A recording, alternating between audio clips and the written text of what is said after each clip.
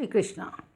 पार्वती जी महादेव जी से पूछती हैं, हे त्रिपुरारी सुनिए, हजारों मनुष्यों में कोई एक धर्म के व्रत का धारण करने वाला होता है। करोड़ों धर्मात्माओं में कोई एक विषय से विमुख होता है, वैराग्य परायण होता है। श्रुति कहती है, करोड़ों विरक्तों में कोई एक ही यथार्थ ज्ञान को प्राप्त करता है। करोड़ों ज्ञानियों में कोई एक ही जीवन मुक्त होता है। जगत में कोई ही विरला जीवन मुक्त होता है। हजारों जीवन मुक्तों में भी सब सुखों की खान ब्रह्म में लीन विज्ञानवान पुरुष और भी दुर्लभ है। धर्मात्मा, वैराग्यवान, ज्ञानी, जीवन मुक्त, ब्रह्मलीन, इन सब में भी हे देवादिदेव महादेव जी, वह प्राणी अत्यंत दुर्लभ है जो मद और माया से रहित होकर श्री राम जी की भक्ति के परायण हो। हे विश्वनाथ, ऐसी दुर्लभ हरि भक्ति को कौवा कैसे पा गया, मुझे समझा कर कहिए। हे नाथ, ऐसे श्री राम परायण ज्ञान निरत गुण धाम धीर बुद्धि भुषुंडी जी ने कौवे का शरीर किस कारण पाया। हे कृपालु, उस कौवे ने प्रभु का ये पवित्र और सुंदर चरित्र कहाँ पाया। हे कामदेव के शत्रु, यह भी बताइए, आपने इसे किस प्रकार सुना, मुझे बड़ा भारी कौतूहल हो रहा है। गरुड़ जी तो महान ज्ञानी, सद्गुणों की राशि, श्री हरि के सेवक, उनके अत्यंत निकट रहने वाले हैं। उन्होंने मुनियों के समूह को छोड़कर कौवे से जाकर हरि कथा किस कारण सुनी, कहिए। काकभुशुंडी, गरुड़, इन दोनों हरिभक्तों की बातचीत किस प्रकार हुई। पार्वती जी की सरल सुंदर वाणी सुनकर शिव जी सुख पाकर आदर के साथ बोले, हे सती, तुम धन्य हो, तुम्हारी बुद्धि अत्यंत पवित्र है। श्री रघुनाथ जी के चरणों में तुम्हारा कम प्रेम नहीं है, अत्यधिक प्रेम है। अब तुम वह परम पवित्र इतिहास सुनो जिसे सुनने से सारे लोक के भ्रम का नाश हो जाता है तथा श्री राम जी के चरणों में विश्वास उत्पन्न होता है। मनुष्य बिना ही परिश्रम संसार रूपी समुद्र से तर जाता है। पक्षीराज गरुड़ जी ने भी जाकर काकभुशुंडी जी से प्राय ऐसे ही प्रश्न किए थे। हे उमा, मैं वह सब आदर सहित कहूँगा, तुम मन लगाकर सुनो। मैंने जिस प्रकार वह जन्म मृत्यु से छुड़ाने वाली कथा सुनी, हे सुमुखी, वह प्रसंग सुनो। पहले तुम्हारा अवतार दक्ष के घर हुआ था, तब तुम्हारा नाम सती था। दक्ष के यज्ञ में तुम्हारा अपमान हुआ, तब तुमने अत्यंत क्रोध करके प्राण त्याग दिए थे। मेरे सेवकों ने यज्ञ विध्वंस कर दिया था, वह सारा प्रसंग तुम जानते ही हो। तब मेरे मन में बड़ा सोच हुआ, मैं तुम्हारे वियोग से दुखी हो गया। मैं विरक्त भाव से सुंदर वन, पर्वत, नदी और तालाबों का दृश्य देखता फिरता था। सुमेरु पर्वत की उत्तर दिशा में एक बहुत सुंदर नील पर्वत है, उसके सुंदर स्वर्णमय शिखर हैं। 4 सुंदर शिखर मेरे मन को बहुत अच्छे लगे। उन शिखरों में एक एक पर बरगद, पीपल, पाकर और आम का एक विशाल वृक्ष है। पर्वत के ऊपर एक सुंदर तालाब शोभित है, उसका जल शीतल, निर्मल और मीठा है। उस सुंदर पर्वत पर वही पक्षी काकभुशुंडी बसता है, उसका नाश कल्प के अंत में भी नहीं होता। जो सारे जगत में छा रहे हैं, माया रचित अनेकों गुण, दोष, मोह, काम आदि अविवेक उस पर्वत के पास भी नहीं फटकते। वहां बसकर जिस प्रकार वह काक हरि को भसता है, उसे प्रेम से ही सुनो। वह पीपल के वृक्ष के नीचे ध्यान धरता है, पाकर के नीचे जप यज्ञ करता है, आम की छाया में मानसिक पूजा करता है। श्री हरि के भजन को छोड़कर उसे दूसरा कोई काम नहीं है। बरगद के नीचे वह श्री हरि की कथाओं के प्रसंग कहता है। वह अनेकों पक्षी आते हैं और कथा सुनते हैं। वह विचित्र रामचरित्र को अनेकों प्रकार से प्रेम सहित आदर पूर्वक गान करता है। सब निर्मल बुद्धि वाले हंस जो सदा उस तालाब पर बसते हैं उसे सुनते हैं। जब मैंने वहां जाकर यह दृश्य देखा तो मेरे हृदय में विशेष आनंद उत्पन्न हुआ। मैंने हंस का शरीर धारण कर कुछ समय वहां निवास किया। रघुनाथ जी के गुणों को आदर सहित सुनकर कैलाश को लौट आया। हे गिरजे, जिस समय मैं काकभुशुंडी जी के पास गया था, अब वह कथा सुनो।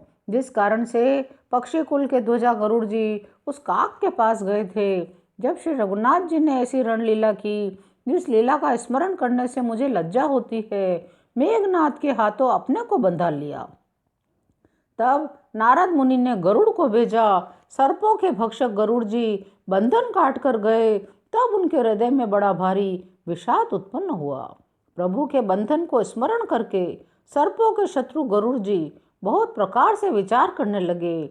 जो व्यापक विकार रहित वाणी के पति माया मोह से परे ब्रह्म परमेश्वर हैं, मैंने सुना था जगत में उन्हीं का अवतार है, पर मैंने उस अवतार का प्रभाव कुछ भी नहीं देखा। जिनका नाम जप कर मनुष्य संसार के बंधन से छूट जाते हैं, उन्हीं राम को एक तुच्छ राक्षस ने नाग पास से बांध लिया। गरुड़ जी ने अनेकों प्रकार से अपने मन को समझाया, पर उन्हें ज्ञान नहीं हुआ। हृदय में भ्रम और भी अधिक छा गया। दुख से दुखी होकर मन में कुतर्क बढ़ाकर वे तुम्हारी ही भांति मोहवश हो गए। व्याकुल होकर वे देवर्षि नारद जी के पास गए। मन में जो संदेह था वह उनसे कहा। नारद जी को अत्यंत दया आई। उन्होंने कहा, हे गरुड़ सुनिए, श्री राम जी की माया बड़ी ही बलवती है, जो ज्ञानियों के चित्त को भी भरी भांति हरण कर लेती है। उनके मन में जबरदस्त बड़ा भारी मोह उत्पन्न कर देती है। जिस माया ने मुझे भी बहुत बार नचाया है, वही माया आपको भी व्याप गई है। आपके हृदय में बड़ा भारी मोह उत्पन्न हो गया है, मेरे समझाने से तुरंत नहीं मिटेगा। हे गरुड़ महाराज, हे पक्षीराज, आप ब्रह्मा जी के पास जाइए। ऐसा कहकर परम सुजान देवर्षि नारद जी श्री राम जी का गुणगान करते हुए चले गए। तब पक्षीराज गरुड़ ब्रह्मा जी के पास गए, अपना संदेह उन्हें सुनाया।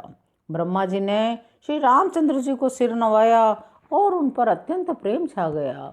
ब्रह्मा जी मन में विचार करने लगे, कवि कोविद ज्ञानी सभी माया के वश में हैं। भगवान की माया का प्रभाव असीम है, जिसने मुझ तक को अनेकों बार नचाया है। ये सारा चराचर जगत मेरा रचा हुआ है।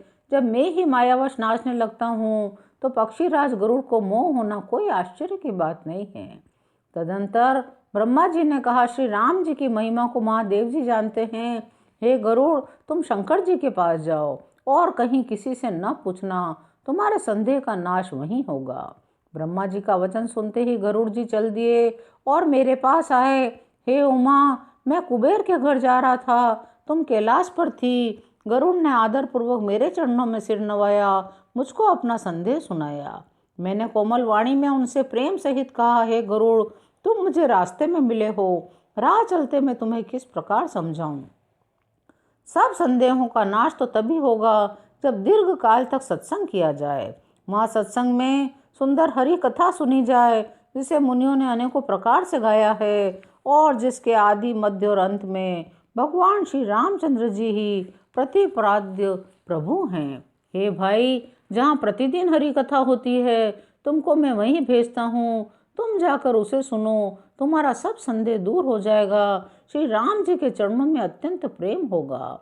सत्संग के बिना हरि की कथा सुनने को नहीं मिलती, उसके बिना मोह नहीं भागता, मोह के गए बिना श्री राम जी के चरणों में अचल प्रेम नहीं होता।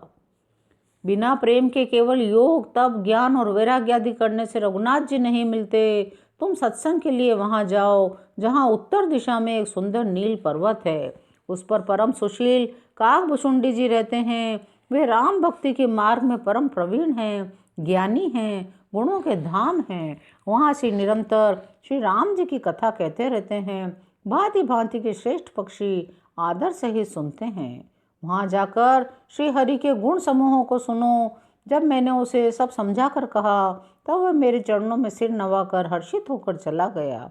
हे उमा, मैंने उसको इसलिए नहीं समझाया, मैं श्री रघुनाथ जी की कृपा से उसका मर्म पा गया था। उसने कभी अभिमान किया होगा, जिसको कृपा निधान श्री राम जी नष्ट करना चाहते हैं। फिर कुछ इस कारण भी मैंने उसको अपने पास नहीं रखा।